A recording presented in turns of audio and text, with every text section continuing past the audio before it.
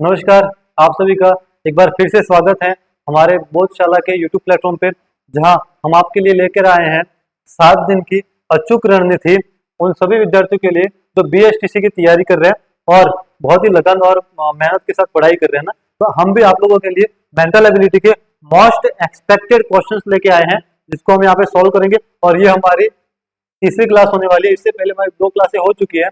अगर आप देखना चाहें तो यूट्यूब पे हमारी वो क्लासें भी देख सकते हैं। तो चलिए शुरू करते हैं।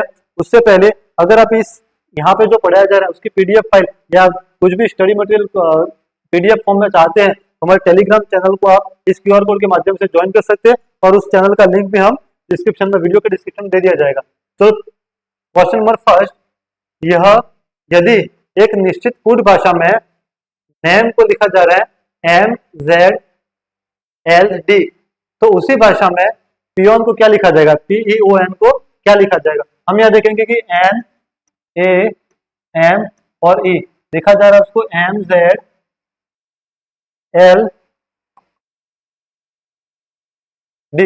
क्या डिफरेंस आ रहा है, N से M यानी कि यहाँ पे -1 हो रहा है, A से Z -1 हो रहा है, M से L -1, E से D -1। तो यहाँ पे पैटर्न देख रहे हैं हम कि वर्ड एक अल्फाबेट्स को एक से माइनस किया जा रहा है। तो हम क्या करेंगे, पियोन PEON उसको भी हम माइनस करते जाएंगे, है ना।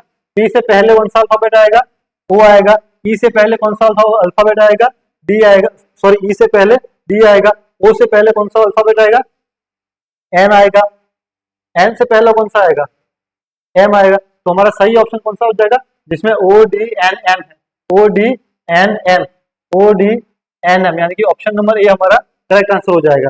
नेक्स्ट क्वेश्चन की ओर बढ़ते हैं। मैंने पहले भी आपको एक बार बोला था कि जब भी आपको ये कोडिंग डिकोडिंग वाले अल्फाबेट से रिलेटेड आते हैं तो आपको ए से जेड तक, मतलब ए सारे के सारे अल्फाबेट जो हैं उनके क्रम वाइज और उनके जो भी नंबर जो होते हैं उनको आपको साथ में रखना है, तभी आप ये क्वेश्चन को बहुत स्पीडली कर पाओगे ना। क्वेश्चन नंबर 2, आरती की माँ वरुण की बहन की बेटी है। आरती है,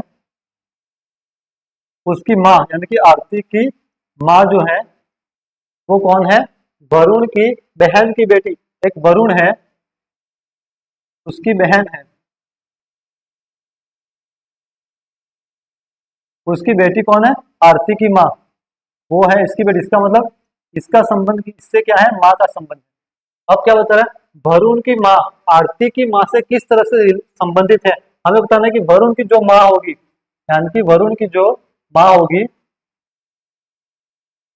वो आरती की माँ से, यानी कि वरुण की माँ आरती की माँ से किस तरीके से संबंधित होगी। तो यहाँ पे हम देख रहे हैं कि वरुण की माँ, वरुण का जो वरुण की माँ की जो बेटी है उसकी बेटी, यानी कि कहीं ना कहीं ये संबंध जो आ रहा है वो नानी का आ रहा है। किसका आ रहा है, क्योंकि क्या बोलते हैं हम इसको, एक रिलेशन और जा रहा है। तो ये हमारा किसका संबंध आ रहा है, नानी का संबंध आ रहा है। तो ऑप्शन ए जो है नानी, वो हमारा हो जाएगा यहाँ पे बिल्कुल ही करेक्ट आंसर। नेक्स्ट क्वेश्चन की ओर बढ़ेंगे।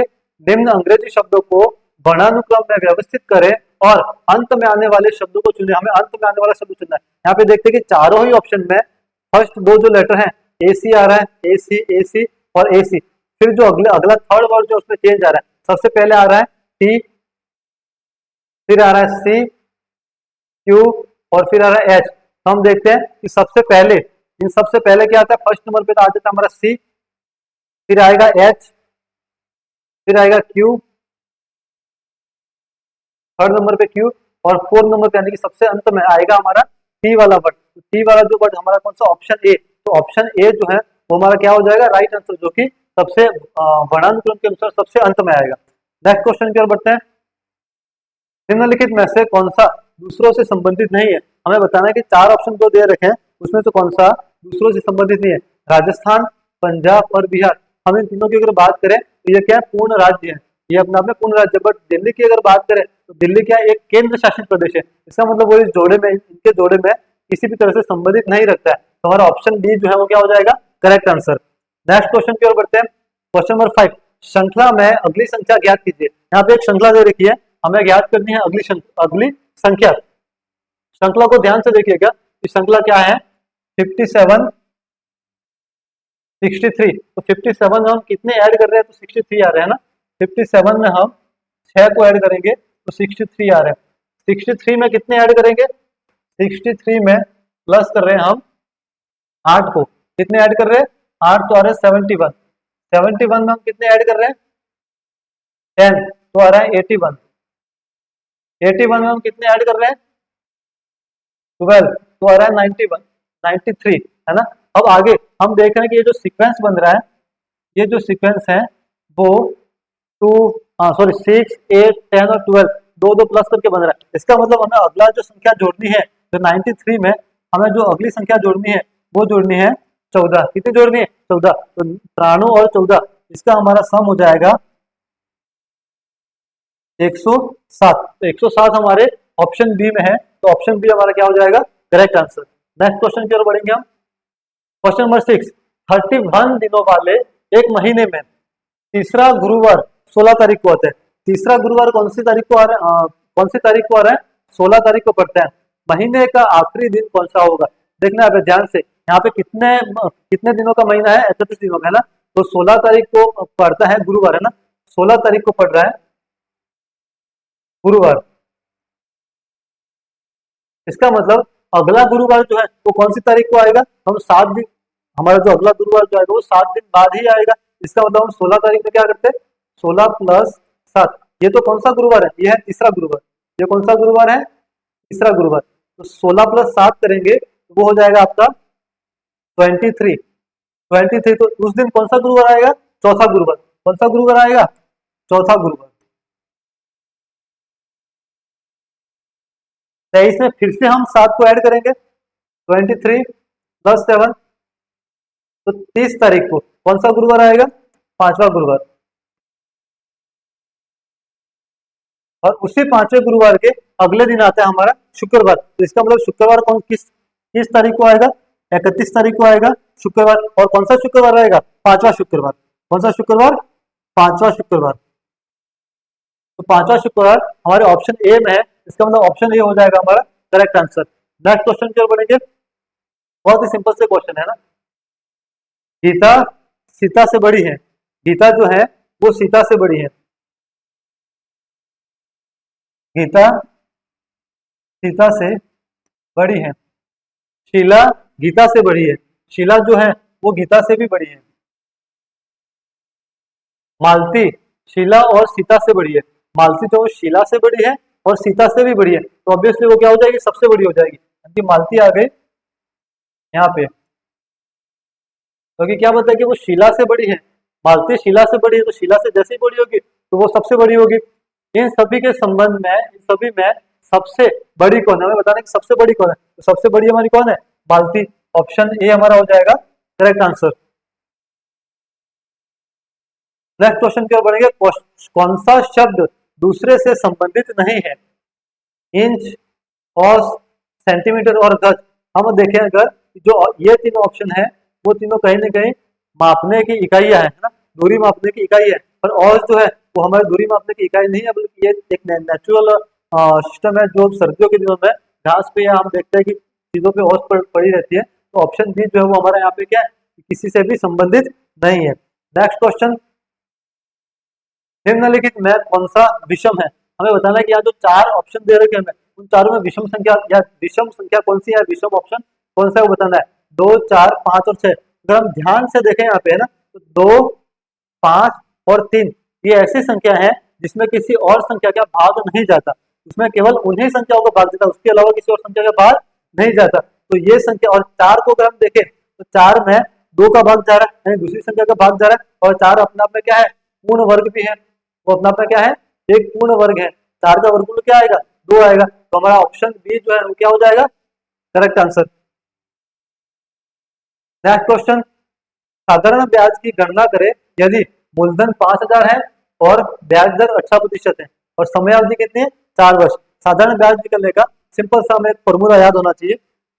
इसमें हमें अगर क्या निकलना, क्या साधारण ब्याज निकलना है, तो साधारण ब्याज ब्याज का फॉर्मूला होता है मूलधन इंटू समय इंटू दर बटा 100। मूलधन है हमारा 5000, समय है हमारा 4 वर्ष और दर है हमारी 18%, डिवाइड बाय 100। दो जीरो से दो जीरो कट जाएंगे, आएगा हमारे यहाँ पे 50 इंटू 4 इंटू 18। 50 और 4 काम कर देंगे मल्टीप्लाई, 200 इंटू 18। इसको हम फिर से मल्टीप्लाई करेंगे, दो जीरो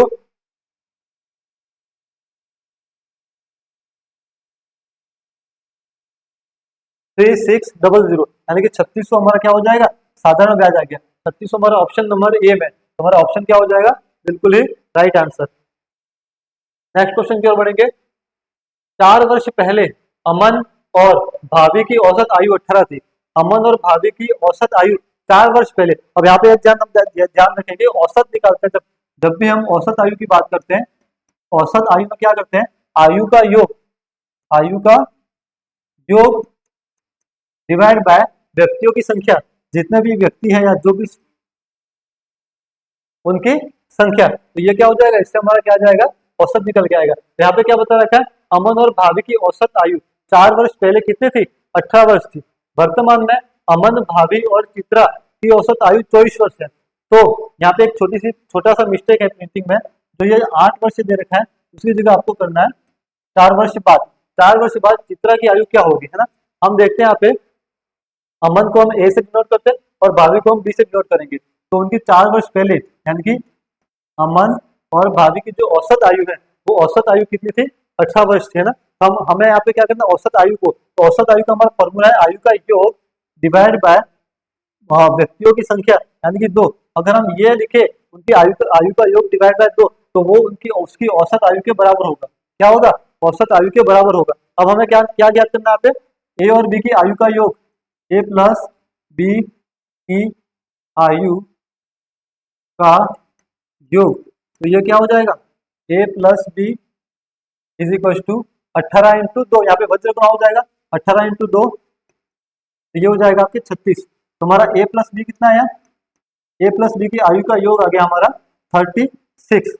सिमिलरली हम क्या करेंगे, यहाँ पे दे वर्तमान में अमन, भाभी और चित्रा की आयु का योग दे रखा 18, है ना। तो ये तो हमारे क्या हो गए, ए और बी की जो आयु का योग था वो 4 वर्ष पूर्व था, है ना। तो हमें अभी वर्तमान में उनकी आयु का योग पता करना है। तो 4 वर्ष बाद, यानी कि ए की आयु में भी 4 वर्ष की वृद्धि है और बी की आयु में भी 4 वर्ष की वृद्धि है। तो टोटल कितने वर्ष की वृद्धि होगी, 4 + 4 8।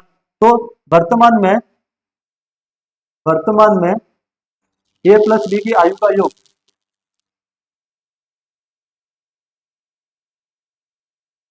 वर्तमान आयु ए प्लस बी की 36 + 4 + 4, तो ये हो जाएगा आपका 44। ये आ गई आपकी ए प्लस बी की वर्तमान आयु। अब हमें क्या दे रखा है, वर्तमान में अमन, भाभी और चित्रा की औसत आयु, इन दोनों की, अमन, भाभी और चित्रा की औसत आयु कितनी है, अमन प्लस भाभी, अमन, भाभी और चित्रा, अमन, भाभी और चित्रा की औसत आयु है 24 वर्ष, है ना। 24 वर्ष दे रखिए औसत आयु। तो हम हमें क्या करेंगे, औसत आयु तो योग निकालना है, तो आयु का योग ए प्लस बी प्लस सी, आयु का योग बटा व्यक्तियों की संख्या, व्यक्तियों की संख्या कितने, 3, बराबर क्या हो जाएगा 24, है ना। तो अब इन तीनों की आयु का योग क्या आ जाएगा, ए प्लस बी प्लस सी बराबर 24 इंटू 3 बराबर 72। ए प्लस बी प्लस सी बराबर आएगा अपना 72। यहाँ पे मैं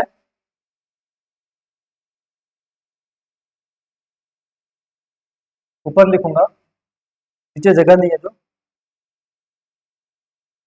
ए प्लस बी प्लस सी बराबर 72 है, और हमारा ए प्लस बी बराबर कितना था, ए प्लस बी बराबर था 44। तो हम ए प्लस बी की जगह उसकी वैल्यू लिख देंगे 44 प्लस सी बराबर 72। तो सी बराबर कितना हो जाएगा, 72 माइनस 44, सी बराबर आ जाएगा 8 और 2, सी बराबर 28। तो ये तो आगे सी की वर्तमान आयु। अब पूछ रहे हैं 4 वर्ष बाद चित्रा की आयु कितनी होगी, हमें बताना 4 वर्ष बाद, यानी कि सी में हम 4 वर्ष बाद की आयु जो हो जाएगी वो जाएगी 28 प्लस 4 बराबर 32 वर्ष। हमारा ऑप्शन जो बी है 32 वर्ष क्या हो जाएगा, राइट आंसर। नेक्स्ट क्वेश्चन की ओर बढ़ते हैं। मैथमेटिक्स में थोड़ा सा कैलकुलेशन में ध्यान रखना है इसमें। क्वेश्चन नंबर 12, प्रथम क्या कह रहा है, क्या एकल परिवार संयुक्त परिवारों से बेहतर है? तर्क नहीं, संयुक्त परिवार सुरक्षा सुनिश्चित करते हैं और काम का बोझ भी साझा करते हैं। हाँ सही बात है, संयुक्त परिवार जो होता है वो सुरक्षा भी सुनिश्चित करते हैं और काम का बोझ भी साझा करते हैं। सेकंड तर्क क्या कह रहा है? हाँ, एकल परिवार अधिक स्वतंत्रता सुनिश्चित करते हैं। एकल परिवार स्वतंत्रता सुनिश्चित करते हैं, ये बात भी सही है। इसका मतलब यहाँ पे क्या हमारा तर्क एक और तर्क दो दोनों ही मजबूत है। ऑप्शन डी क्या हो जाएगा हमारा राइट आंसर। नेक्स्ट क्वेश्चन की ओर बढ़ते हैं। निम्न विकल्पों में से दी गई शब्द श्रृंखला के अगले पद को लिखिए। यहाँ पे शब्द श्रृंखला दे रखी है, हमें अगले पद को लिखना है। यहाँ पे देखेंगे हम कि सी जो भी शब्द श्रृंखला यहाँ पे दे रखी है, हम सीधा उनका वर्ड टू वर्ड या अल्फाबेट टू अल्फाबेट का संबंध फाइंड करेंगे। सी है, सी से ई तक का संबंध फाइंड करेंगे। यहाँ पे हो रहा है +2 एक्स से बी, एक्स से बी, तो यहाँ पे हो रहा है आपके -2 एक्स से बी -2, डी से एफ, डी से एफ +2, डब्ल्यू से आर, डब्ल्यू से आर जाएंगे तो 1 2 3 4 और 5, यहाँ हो रहा आपका माइनस में 5। आगे बात करेंगे ई से जी। हम बात करते हैं ई से जी की, तो यहाँ पे ई से जी प्लस में हो रहे 2, बी से टी माइनस में हो रहे 2, एफ से एच, एफ से एच प्लस में हो रहे हैं 2, आर से एम, आर से जा रहे हैं 1 2 3 4 और 5 माइनस में हो रहे हैं 5। सिमिलरली यही क्रम आगे बढ़ता जाएगा, तो हम हमें देखना है कि आई आर जे और एच के बाद क्या आएगा ना, तो हम लिख देते हैं आई आर जे और एच। हम क्या करेंगे, सबसे पहले +2 करेंगे आई में, +2 करने पे आएगा के, आर के बाद -2 करेंगे, आर के बाद हम -2 करेंगे, यहाँ पे आएगा अपना टी, जे के बाद +2 करेंगे, जे के बाद जैसे हम +2 करते हैं तो हमारा आएगा एल, उसके बाद एच में हम -5 करेंगे, एच में -5 करेंगे तो आएगा हमारा सी, तो के P L C, K P L C, option number C हो जाएगा हमारा करेक्ट आंसर। नेक्स्ट क्वेश्चन की ओर बढ़ेंगे। क्वेश्चन नंबर 14 क्या कह रहा है? अंग्रेजी वर्णमाला में कौन सा अक्षर प्रारंभ से 13वें स्थान पर और अंत से 14वें स्थान पर आता है? जो प्रारंभ से तो आ रहा है 13वें स्थान पर और अंत से आ रहा है 14वें स्थान पर। अगर आप देखो यहाँ पे जो हमने अल्फाबेट्स लगाए थे, तो प्रारंभ से 13वें स्थान पे जाने वाला जो शब्द है वो कौन सा है? 13 नंबर का, जो कि आता है 13वें स्थान पे। और यहाँ से अगर हम देखें तो ये नंबर आता है एम का 13, तो एम का कौन सा हो गया 14। हमारे ऑप्शन का सही आंसर क्या हो जाएगा? क्वेश्चन का सही आंसर है हमारा एम, जो कि हमारा ऑप्शन नंबर सी है। क्वेश्चन नंबर 15, विषम का चयन कीजिए। हमें इसमें से विषम को चुनना है। ईमानदार, उचित, न्याय संगत और पक्षपातपूर्ण। ईमानदार जो है वो तो किसी भी व्यक्ति का, किसी भी इंसान का एक क्या होता है, उसका गुण होता है। लेकिन उचित, न्याय संगत और पक्षपातपूर्ण जो है, ये कोई एक इसका हम कह सकते हैं कि कोई भी हम न्याय करते हैं या कोई भी हम फैसला करते हैं तो उससे रिलेटेड ये उचित, न्याय संगत और पक्षपातपूर्ण उस रिलेटेड हम संबंध में देते हैं। तो इन तीनों का संबंध एक जैसा है, क्योंकि ईमानदार जो है वो एक गुण है। हमारा विषम चयन जो है वो जाएगा ऑप्शन ए। नेक्स्ट क्वेश्चन की बात करेंगे, क्वेश्चन नंबर 16। एक निश्चित कूट भाषा में, एक निश्चित कूट भाषा में चौक को कूटबद्ध किया जाए तो लिखा जाता है 3 8 1 और 3 2। डस्टर को लिखा जा रहा है 4 3 1 2 5 9। उसी कूट भाषा में बोर्ड को क्या लिखा जाएगा? अब हम देखते हैं कि यहाँ पे एक्चुअली चौक को उस कूट भाषा में लाए कैसे ना। सबसे पहले हम देखते हैं सी, तो सी का है 3, जो कि उसका सी को अगर हम नंबर में कन्वर्ट करते हैं तो आता है 3। फिर एच को नंबर में कन्वर्ट किया 8 आया, ए को नंबर में कन्वर्ट किया तो 1 आ रहा है, और उसके बाद एल को नंबर में कन्वर्ट करते हैं ना, तो देखो एल को नंबर में कन्वर्ट करते हैं तो 3 नहीं आता है, एल को नंबर में कन्वर्ट करने पे क्या आता है? 12 आता है। क्या आता है? 12। तो यहाँ पे क्या किया गया, जो 12 आया उसको आगे 1 + 2 करके सिंगल डिजिट में लाया। क्या लाया? डबल डिजिट था, उसको सिंगल डिजिट में कन्वर्ट करने के लिए ऐड कर दिया। फिर सिमिलरली के है, के कितने पे आ रहा है आपके? 11 पे, के आ रहा है 11 पे, इसको भी हम सिंगल डिजिट में कन्वर्ट करेंगे तो 2 हो जाएगा। नेक्स्ट डस्टर, डी का आ रहा है 4, यू का आ रहा है 3, एस का आ रहा है 1, टी का आ रहा है यहाँ पे 2 लिखा हुआ है। क्यों? क्योंकि टी जो था वो जितने पे आ रहा था 20 पे, तो 22 प्लस 0 तो उसका हो जाएगा 2। ई है, ई का आ रहा है 5 और आर, आर आपके कितने पर आ रहा है, आर का यहाँ पे लिखा हुआ 9, 9 क्यों लिखा हुआ है क्योंकि ये आपके आ रहा है 18 पे, 1 प्लस 8 तो हो जाएगा आपका 9। सिमिलरली हम क्या करेंगे, B O R D, B का आएगा आपके 2, ओ का आएगा आपके 15, जो 15 है उसको हम कैसे लिखेंगे, 15 को हम लिखेंगे 1 प्लस 5, ये हो जाएगा आपका 6। फिर आ रहा है आपके ए का लिखेंगे हम 1, आर, आर का लिखेंगे हम सीधा सा, आर का हम यहाँ दे रखा है 9, वहीं से ले लेंगे, हमें प्लस करने की जरूरत नहीं है। फिर आएगा आपके डी, डी का भी हमें दे रखा है, सीधा वहीं से ले लेते हैं 4। तो हमारा इसका डिकोडिंग में यानी कि कोडिंग में क्या हो जाएगा 26194, ये 26194 कौन सा ऑप्शन में है, ऑप्शन नंबर डी, तो करेक्ट आंसर हमारा हो जाएगा ऑप्शन डी। नेक्स्ट क्वेश्चन की ओर बढ़ेंगे। राहुल और सोहन क्रमशः 5 और 9 वर्ष की आयु के हैं, कितने वर्ष बाद उनकी आयु का योग 24 हो जाएगा। राहुल की आयु है 5 वर्ष और सोहन की आयु है 9 वर्ष, हमें ये बताना है कि कितने वर्ष बाद, अभी इन दोनों की आयु का योग क्या हो जाएगा, इन दोनों की आयु का योग जो है वो जाएगा 5 प्लस 9 14। पूछ क्या रहा है, कितने वर्ष बाद इनकी आयु का योग 24 हो जाएगा। हमें कितनी करनी है आयु, 24 करनी है। 24 करने के लिए हम कितने वर्ष बढ़ाएंगे, 10 वर्ष। तो 10 वर्ष की आयु जो है वो तो उनकी टोटल आयु में बढ़ा रहे हैं, उनकी योग आयु में बढ़ा रहे हैं ना। तो अगर हमें इंडिविजुअल आयु में बढ़ाना हो तो दोनों आयु को हम 5-5 वर्ष बढ़ा देंगे, तो इसकी आयु में भी 5 वर्ष बढ़ाएंगे प्लस 5, ये हो जाएगा 10 वर्ष का। इसकी आयु में भी 5 वर्ष बढ़ाएंगे, ये हो जाएगा 14 वर्ष का। तो क्या बता रहे हैं, कितने वर्ष बाद उनकी आयु 24 हो जाएगी। 10 और 14 24 वर्ष, तो कितने वर्ष बाद हो रही है, 5 वर्ष बाद। कितने वर्ष बाद, 5 वर्ष बाद। ऑप्शन सी जो है 5 वर्ष करेक्ट आंसर हो जाएगा।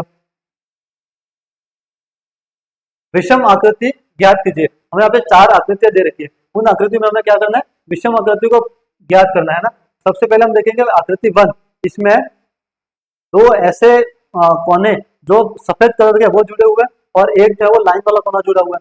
दूसरी आकृति में भी दो कोने सफेद कलर के और एक लाइन वाला जुड़ा हुआ है ना। तो दो कोने जो ध्यान रखना, दो सफेद कोने जो है वो आमने सामने की ओर है और जो उन दोनों से डिफरेंट है, अलग है, वो एक उसके उनके साथ में परपेंडिकुलर यानी कि हॉरिजॉन्टल जुड़ा हुआ है। ठीक है, यहाँ पे थर्ड नंबर पे तीनों कोने जो है वो कैसे हैं, तीनों ही कोने सफेद है ना, कोई और दूसरा कोना यहाँ पे जुड़ा हुआ नहीं है। यहाँ पे दो कोने सफेद है और एक कोना क्या है, लाइन वाला यानी कि शेड वाला है। तो हमारा यहाँ पे 3 कोने वाला ये वाला क्या है, हमारा डिफरेंट है क्योंकि इसमें तीनों ही कोने कैसे जुड़े हुए हैं, सफेद वाले जुड़े हुए हैं। तो यहाँ पे हो जाएगा 3 नंबर का यानी कि ऑप्शन सी। ऑप्शन सी क्या हो जाएगा हमारा, बिल्कुल ही करेक्ट आंसर। नेक्स्ट क्वेश्चन की ओर बढ़ेंगे। क्वेश्चन नंबर 19, निम्नलिखित में से कौन सा अधिवर्ष लीप ईयर है। लीप ईयर कैसे ज्ञात करते हैं, लीप ईयर ज्ञात करने का एक फॉर्मूला है, जब भी जो भी वर्ष है ना, जो भी वर्ष हमें दे रखे हैं उस वर्ष को हम 4 से भाग दे देंगे। किससे भाग देंगे, 4 से भाग। अगर 4 से भाग दे रहे हैं और वहां पे कोई भी शेषफल बचता है तो वो लीप ईयर नहीं है, और अगर शेषफल नहीं बचता है तो वो क्या हो जाएगा, लीप ईयर कहलाएगा। और दूसरी बात यह है कि अगर उस ईयर में पीछे अगर 2 जीरो है, कितना जीरो, 2 जीरो, तो हम उसको डिवाइड करेंगे 400 से। इससे डिवाइड करेंगे 400 से। देख लेते हैं, सबसे पहले 1800, 1800 को हम डिवाइड करेंगे 400 से, तो यहाँ पे हमारा शेषफल बचता है। अगर हम भाग देते हैं 18 में 4 का, तो हो जाएगा 4 तक 16 और शेषफल बचेगा 2। तो कहीं से भी 1800 जो है हमारा लीप ईयर नहीं होगा। 2002 में भी अगर हम 4 का भाग दें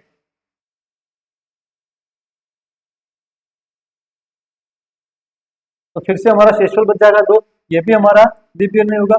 2016 में अगर हम 4 का भाग दें तो यहाँ पे हमारा आ जाता है ये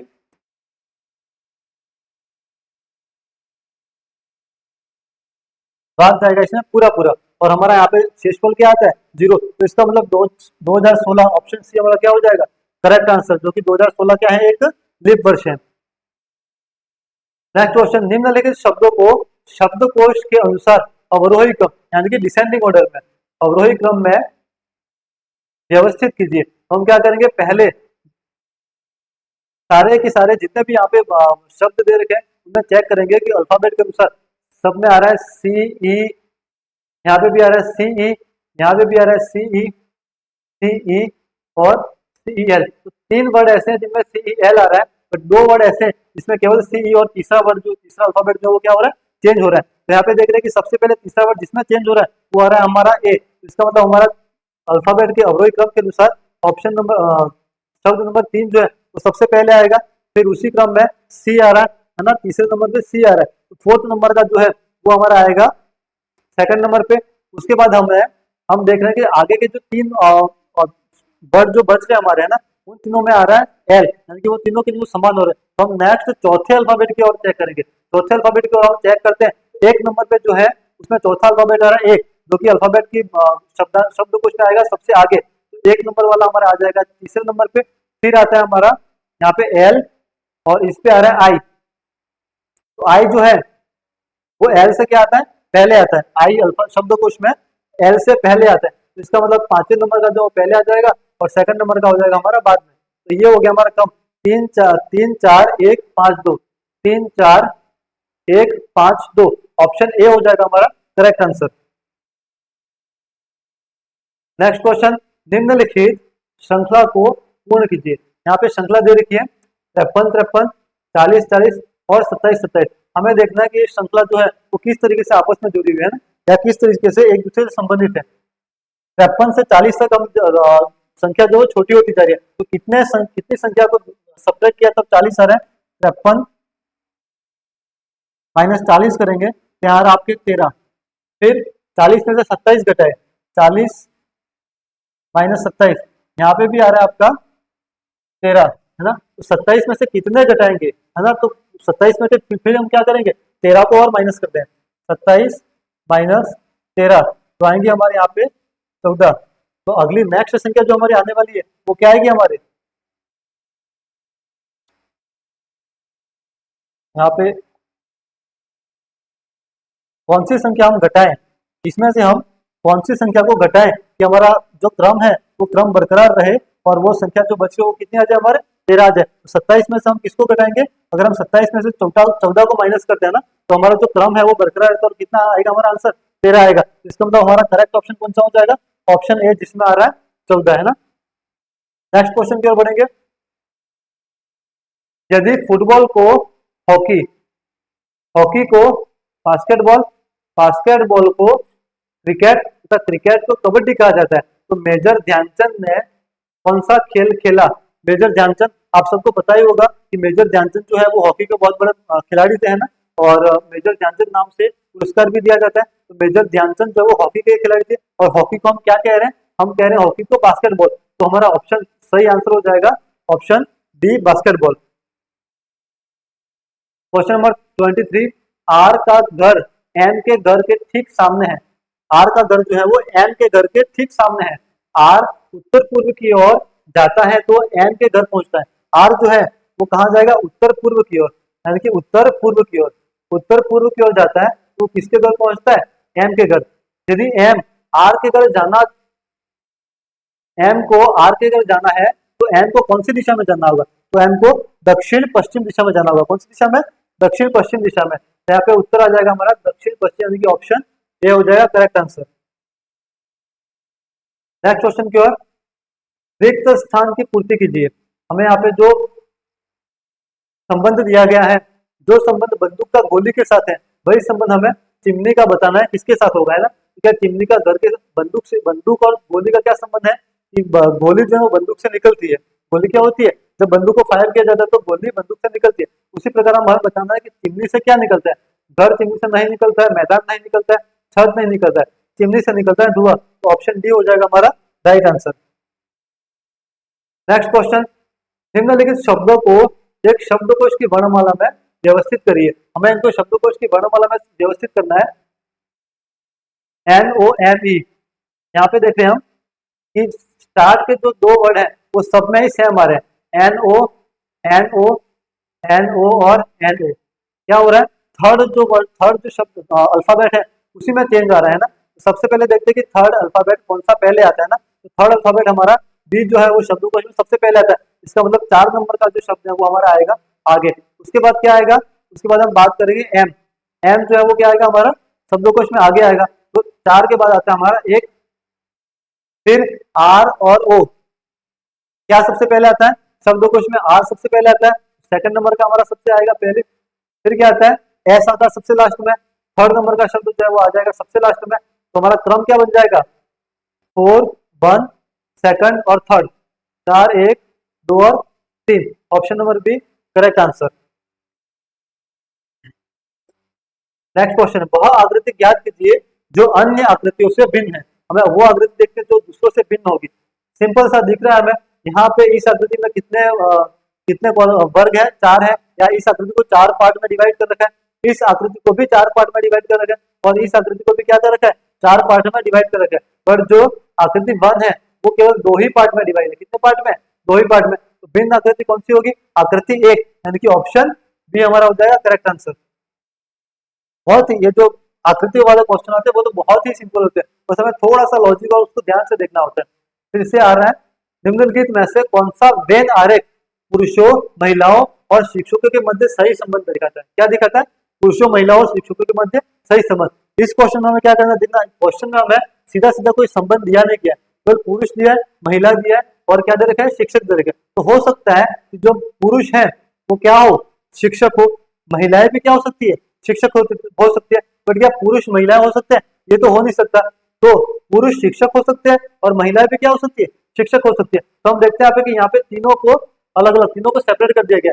बट हम सेपरेट किया है सही बात है, लेकिन एक हमें ये भी सोचना है कि सेपरेट करने के अलावा हमने जो यहाँ पे अभी अनुमान लगाया, पुरुष शिक्षक भी हो सकते हैं और महिलाएं भी क्या हो सकती है? शिक्षक हो सकती है। तो उस अकॉर्डिंग ये वाला जो यहाँ पे आरेख बनाया गया, वेन आरेख, जिसमें इसको हम अगर पुरुष के लिए मान लें, इसको हम अगर शिक्षक के लिए मान लें, और इसको अगर हम महिलाओं के लिए मान लें ना, तो कुछ पुरुष जो है वो शिक्षक हैं, कुछ महिलाएं जो है वो भी क्या है? शिक्षक है। तो हमारा ऑप्शन सी जो है वो क्या होता है? इसमें सही फिट बैठता है। तो हमारा ऑप्शन सी हो जाएगा करेक्ट आंसर। ये जो आरेख वाले क्वेश्चन होते हैं उसमें हमें सीधा सीधा आंसर जो है ऐसे देखते ही तुरंत उस पर टिक नहीं करना, बस थोड़ा सा सोचना है और खुद से संबंध स्थापित करने की कोशिश करनी है। यदि सप्ताह के 6 दिन के लिए 6 श्रमिकों को मजदूरी 1200 रुपये है, तो 4 श्रमिकों की एक दिन की मजदूरी क्या होगी, है ना? तो सप्ताह के 6 दिन के लिए कितने श्रमिक हैं? 10 श्रमिकों की मजदूरी दे रखी है 1200 रुपये, है ना? तो हम यहाँ पे एक श्रमिक की क्या करेंगे? एक श्रमिक की एक दिन की मजदूरी निकालेंगे। तो उसके लिए क्या करेंगे? करते हैं हम पहले एक श्रमिक की 6 दिन की मजदूरी निकाल लेते हैं। एक श्रमिक की 6 दिन की मजदूरी कितनी होगी? तो उसकी मजदूरी हम निकालेंगे 1200 रुपये बटा 10।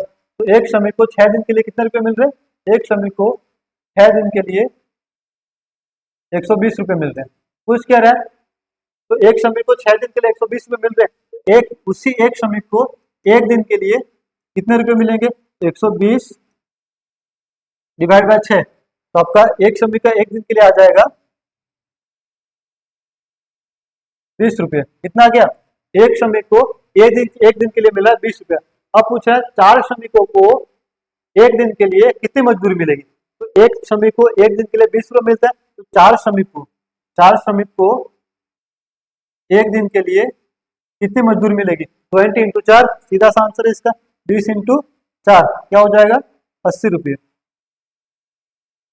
तो हमारा ऑप्शन नंबर सी जिसमें देगा 80 रुपये बिल्कुल करेक्ट आंसर हो जाएगा। क्वेश्चन नंबर 31, एक आयताकार मैदान की एक भुजा 16 मीटर है। एक आयताकार मैदान है जिसकी एक भुजा 16 मीटर है, उसका एक विकर्ण है जो 20 मीटर है। मैदान का क्षेत्रफल ज्ञात करना है। तो आयताकार मैदान का क्षेत्रफल का सूत्र होता है आयताकार मैदान का, यानी कि आयत का क्षेत्रफल क्या हो जाएगा? लंबाई इंटू चौड़ाई। तो हमारे पास लंबाई तो है पर चौड़ाई नहीं है। चौड़ाई हम फाइंड करेंगे तो उसके लिए हम किसका यूज करेंगे? पाइथागोरस थ्योरम का। किसका?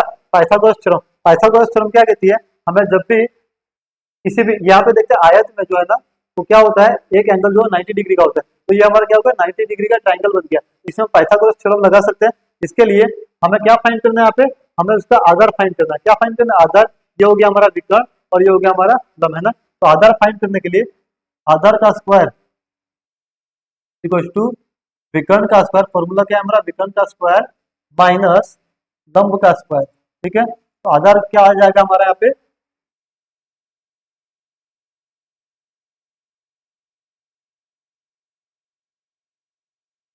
विकर्ण है हमारा 20 का स्क्वायर हो जाएगा माइनस 16 का स्क्वायर हो जाएगा, 20 का स्क्वायर 400 और 16 का स्क्वायर करेंगे हम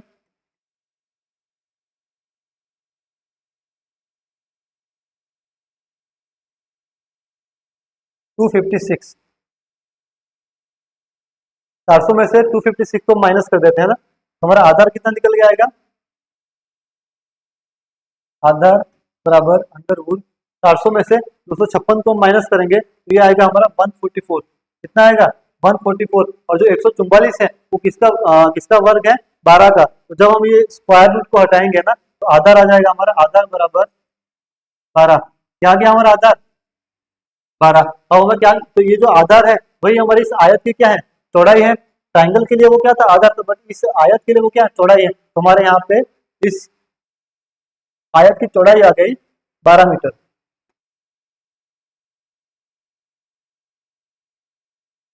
चौड़ाई आ गई 12 मीटर। अब हम क्षेत्रफल इजीली निकाल सकते हैं। लंबाई है हमारे पास में 16 मीटर इंटू चौड़ाई हो गई 12 मीटर।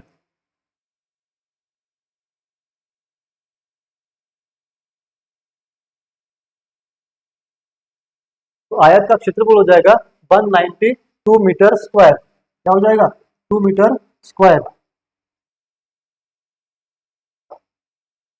ऑप्शन नंबर सी बिल्कुल करेक्ट आंसर। ठीक है, ये थोड़ा सा मैथमेटिकल कैलकुलेशन का क्वेश्चन है, हमें इसमें फॉर्मूले यूज करने होते हैं। जाओ और सीधा सा सिंपल सा ट्रिक है, स्टेप बाय स्टेप चलेंगे तो सीधा सा आंसर निकल के आएगा इसका। नेक्स्ट क्वेश्चन की ओर बढ़ेंगे हम। जहाज संबंधित है कप्तान से, उसी प्रकार जैसे समाचार पत्र संबंधित हैं, जिस तरीके से जहाज है वो कप्तान से संबंधित है, यानी कि कप्तान क्या करता है, जहाज को डायरेक्ट करता है, यानी कि उसको चलाने का काम करता है ना।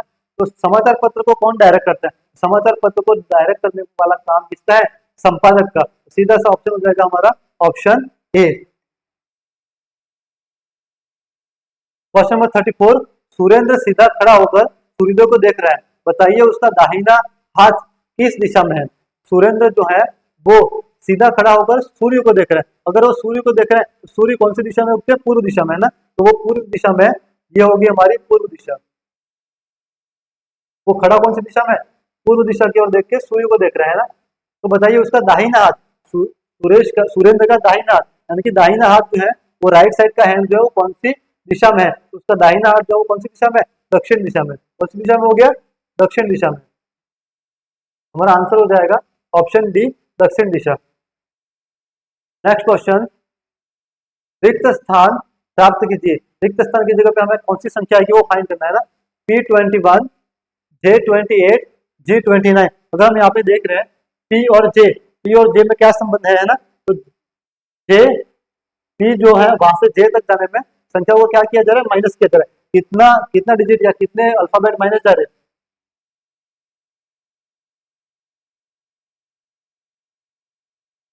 P21, J28 और G19।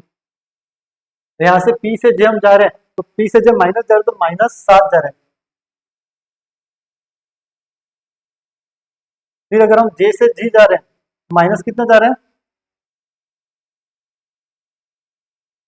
तो यहाँ पे हम जा रहे हैं 6, माइनस जा रहे हैं यहाँ पे P से J तक जाने में माइनस जा रहे हैं 6, और J से G तक जाने में हम माइनस जा रहे हैं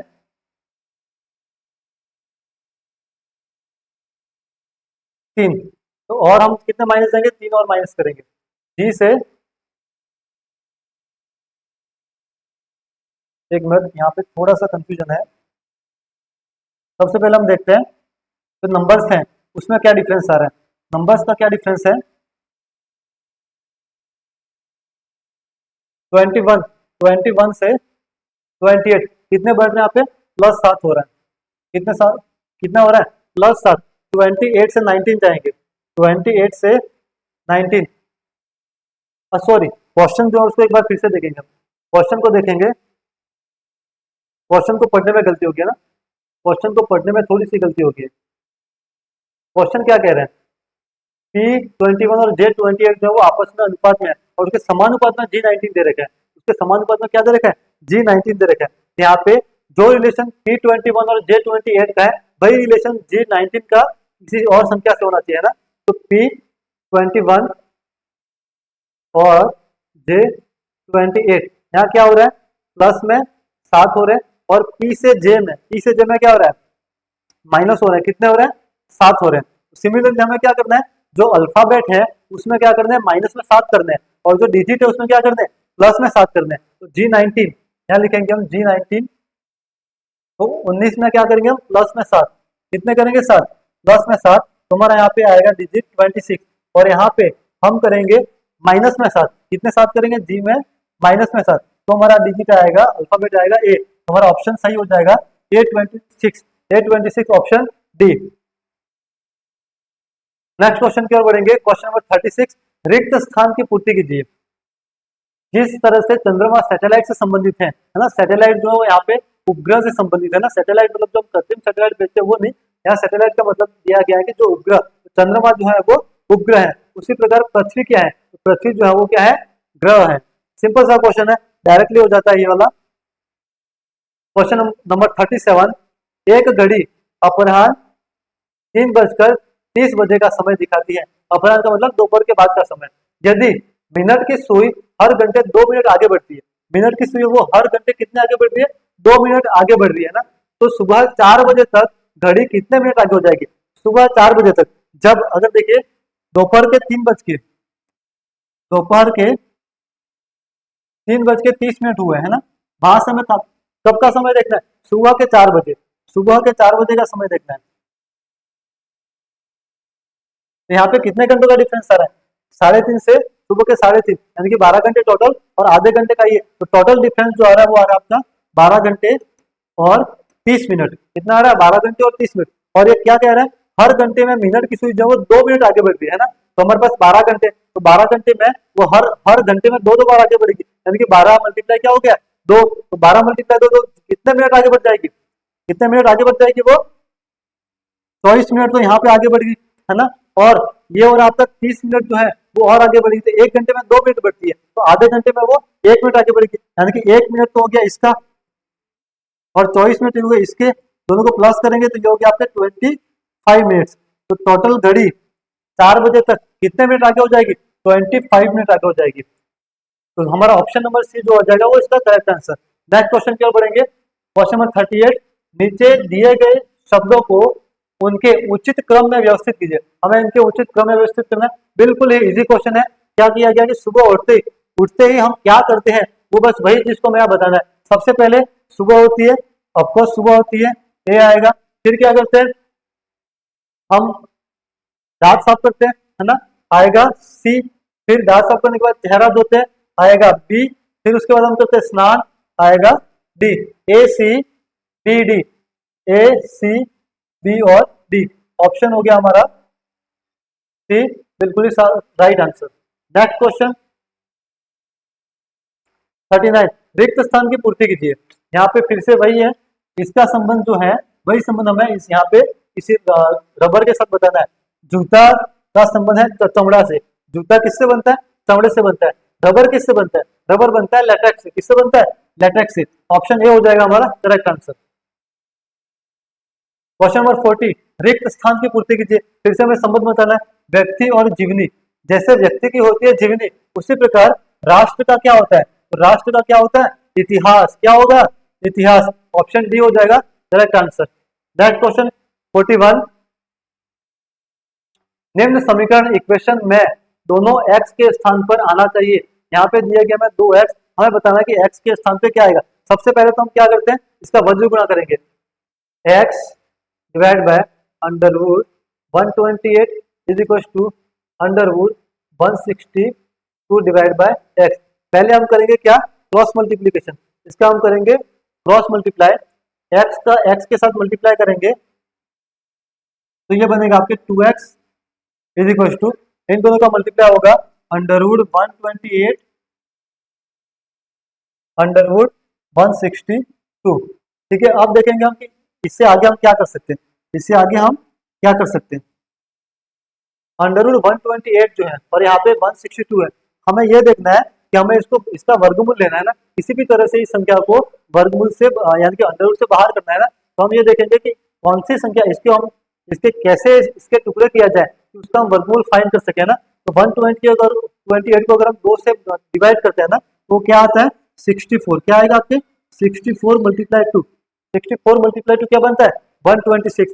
सिमिलरली 164 जो है उसी को हम 2 से मल्टीप्लाई डिवाइड करेंगे। 2 से क्या करेंगे क्योंकि उस 2 का और इस 2 का जब मल्टीप्लाई होगा तो 4 बनता है और 4 का भी हम वर्गमूल क्या निकाल देंगे हमारा वर्गमूल सीधा 2 निकल जाएगा। तो यहाँ पे आएगा आपका 2 से मल्टीप्लाई करेंगे 81 और उसके साथ मल्टीप्लाई में 2। तो ये हो गया हमारा 2x बराबर वैल्यू आ गई। अब क्या करेंगे हम इसको वर्गमूल से बाहर कर देंगे है ना। 2x बराबर 64 का वर्गमूल होता है 8 इंटू इन दोनों का सिमिलरली 2 इंटू 2 4 होता है और 4 का वर्गमूल क्या बन जाएगा वापस से 2 मल्टीप्लाई 81 का वर्गमूल 9। अब हमें वैल्यू फाइंड करनी है किसकी x के स्थान पर क्या आएगा x की वैल्यू फाइंड करनी है। 2 क्या हो जाएगा इसके डिवाइडेशन में 8 इंटू 2 इंटू 9 डिवाइड बाई 2 2 से 2 कट हो गया तो हम क्या करेंगे 8 इंटू 9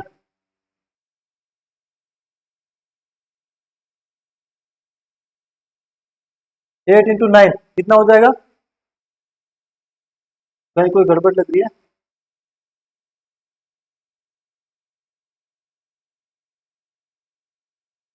पहले हम इसका मल्टीप्लाई कर देते हैं।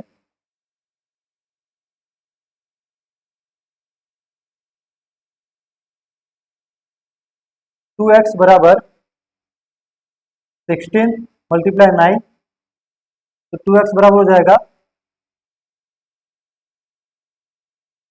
9 मल्टीप्लाई 5 सॉरी 9 मल्टीप्लाई 1 हो जाएगा 144।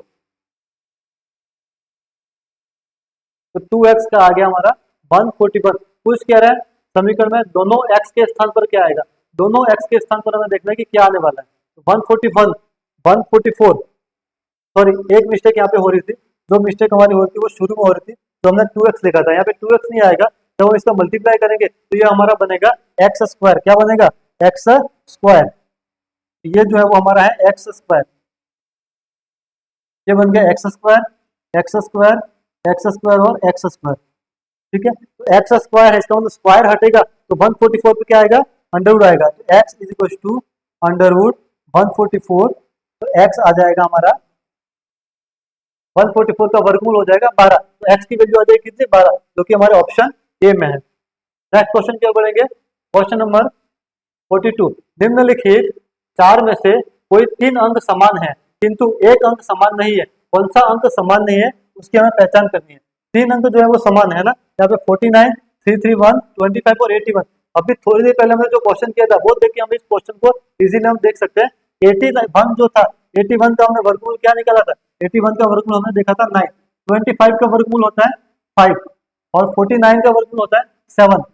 31 का कोई वर्गमूल नहीं निकल के आता है ना। तो 3 जो ऑप्शन है उन तीनों ऑप्शन का वर्गमूल निकल रहा है लेकिन 331 331 का कोई वर्गमूल नहीं निकलता है तो हमारा असमान अंक जो है वो क्या हो जाएगा 331 option number D.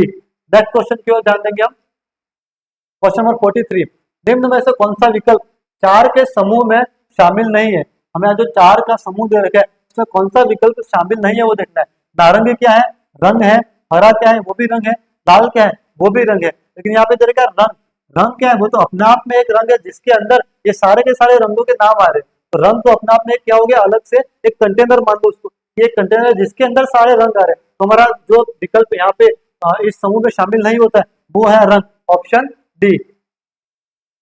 Next question निम्न में से सबसे बड़ी संख्या कौन सी है। हमें फाइंड आउट करनी है कि सबसे बड़ी संख्या कौन सी है। मैं आपको बता दूं ये से क्वेश्चन हमने पहले भी किए हैं जो यहाँ पे भिन्न आ रही है इन भिन्नों में देखना है। इसके लिए अगर हम मैथमेटिकल कैलकुलेशन के करके इसको करना चाहे इसको हम दशमलव में चेंज करें तो यहाँ पे हमें समय बहुत ज्यादा लग जाता है ना और कॉम्पिटिटिव एग्जाम में हमें इतना समय मिलता नहीं है। हमें इसको क्या करता है देखते इसको पहचानना है। सबसे पहले है 15 23 2/7 19/21 8/23। अब मैं आपको यहाँ पे एक छोटा सा रूल बताऊंगा। रूल क्या है आपको देखना है अंश और हर को अंश और हर को अंश और हर का डिफरेंस देखना है। जिस किसी भी संख्या में अंश और हर का जो डिफरेंस है वो सबसे कम होगा वो सबसे और वो भिन्न संख्या सब क्या होगी ऑटोमेटिकली सबसे बड़ी हो जाएगी। हम देखते हैं 15 और 23 में अंश और हर का डिफरेंस कितना आ रहा है? 5 और 3 8। इधर कितना आ रहा है? अंश और हर का डिफरेंस 5। यहाँ पे कितना आ रहा है? 2। यहाँ पे कितना आ रहा है? 3 और 2 8। हम देख रहे हैं कि सबसे कम, यहाँ पे आ रहा है 8। हम देख रहे हैं सबसे कम डिफरेंस किसका है? सबसे कम डिफरेंस है 2, जो कि है 19 और 21 का। ये क्या हो जाएगी हमारी सबसे बड़ी संख्या? क्या हो जाएगी? सबसे बड़ी संख्या।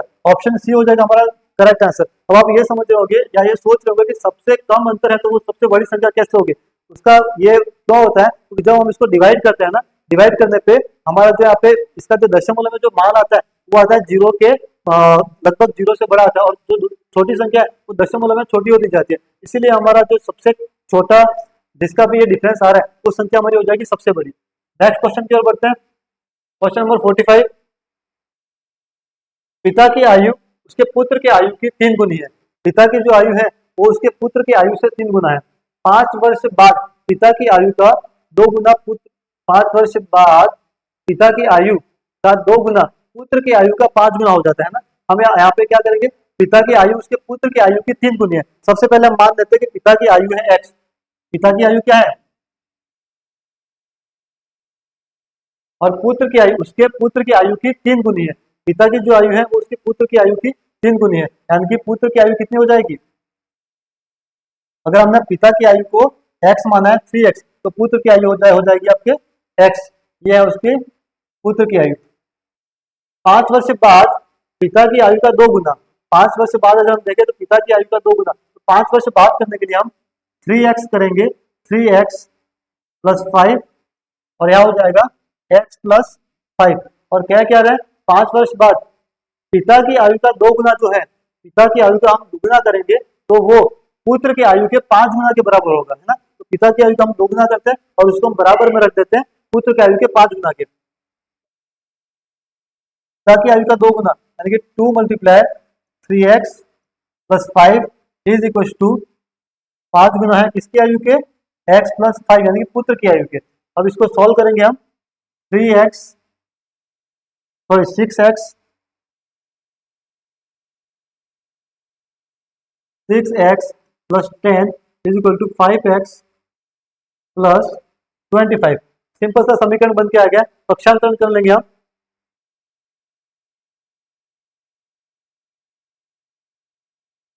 6x minus 5x is equal to 25 minus 10। तो x इज इक्वल टू आ जाएगा हमारे पास 15। तो x किसकी आयु है? x है अपने, हमने ली थी पुत्र की आयु। तो पुत्र की आयु कितनी आ गई हमारे?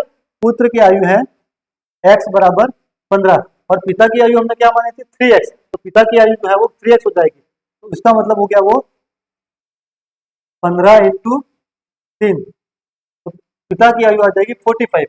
क्या आ जाएगी? 45।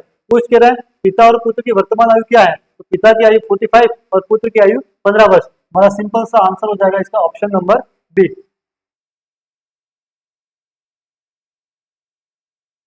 नीचे दिए गए शब्दों को सार्थक क्रम में व्यवस्थित कीजिए। हमें इसको सार्थक क्रम में व्यवस्थित करना है ना। तो यहाँ पे ये जो सबसे पहले क्या देते हैं? प्रस्तुति, अनुशंसा, आगमन, चर्चा और परिचय। सबसे पहले हम कहीं जाते हैं तो क्या होता है? हमारा होता है आगमन। आगमन जो है वो सबसे पहले, तो ये कहीं जाना होता है तो उसके लिए हम लिखते हैं यहाँ पे थर्ड नंबर जो होगा सबसे पहले। फिर होता है सबसे परिचय। परिचय का मतलब आएगा हमारा 5 नंबर उसके बाद में। फिर होता है हम करते हैं प्रस्तुति। किसी भी चीज की क्या करते हैं? प्रस्तुति करके जो हमें प्रस्तुत करना होता है ना, तो उसके बाद करेंगे हम 1। उसके बाद उसी उसी प्रस्तुति पर हम क्या करते हैं? चर्चा करते हैं, तो हो जाएगा 4। और उसी चर्चा के बाद हम की जाती है अनुशंसा, तो सबसे लास्ट में आएगा 2। हमारा ऑप्शन 3 5 1 4 किस में आ रहा है? 3 5 1 4 ऑप्शन सी में आ रहा है। तो ऑप्शन सी हो गया हमारा करेक्ट आंसर। Question number 48। निश्चित कोड में टाइगर को लिखा जा रहा है QDFHS। उसी कोड में FIH फिश को कैसे लिखा जाएगा? टाइगर TIGER को, है ना। क्या लिखा जा रहा है? QDFHS। हम देखते हैं कि टाइगर को QDFHS लिखने से पहले इसमें किया क्या जा रहा है? क्या किया जा रहा है कि टाइगर को हम +1 करेंगे, टाइगर को हम करेंगे -1, तो आएगा SI को। टाइगर के T में से -1 किया तो S आएगा। I में से फिर से हम करेंगे -1 आएगा H। G में से हम करेंगे -1 आएगा एफ, ई में से हम करेंगे -1 आएगा डी, और आई में से करेंगे हम -1 क्या आएगा क्यू।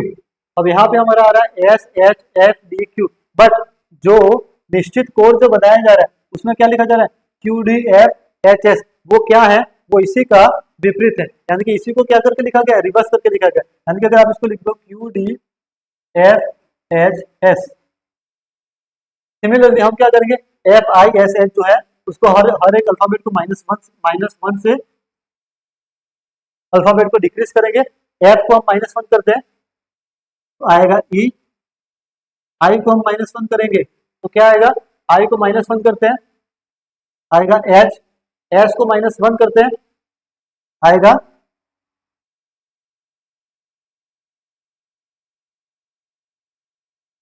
आर, और एच को हम -1 करते हैं तो आएगा जी। अब जो ये हमारा ई एच आर जी आया है इसी को हम कर देंगे रिवर्स, क्या करेंगे रिवर्स, जैसा कि हमने पहले इस वाले में किया था। तो G R H E, G R H E, G R H E, option number B correct answer हो जाएगा हमारा, option number B. Next question है क्वेश्चन नंबर 49, श्रृंखला में विलुप्त संख्या ज्ञात कीजिए। हमें इस श्रृंखला में जो विलुप्त संख्या उसको ज्ञात करना है। क्या हो रहा है यहाँ पे 12, 24, 72 एंड 282। इस श्रृंखला में देखें हम तो क्या हो रहा है, सबसे पहले आ रहे हैं 12, 12 को मल्टीप्लाई करेंगे 1 से तो आएगा 12। इसी संख्या को हम फिर से 12 को मल्टीप्लाई करेंगे 2 से तो आ रहा है 24। इसी 24 को हम मल्टीप्लाई करेंगे 3 से तो आएगा 72। इसी 72 को हम मल्टीप्लाई करेंगे 4 से तो आएगा 1।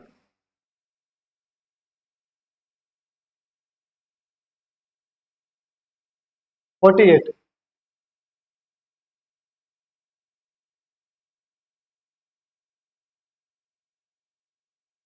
इस 42 को 48 को हम करेंगे 5 से मल्टीप्लाई।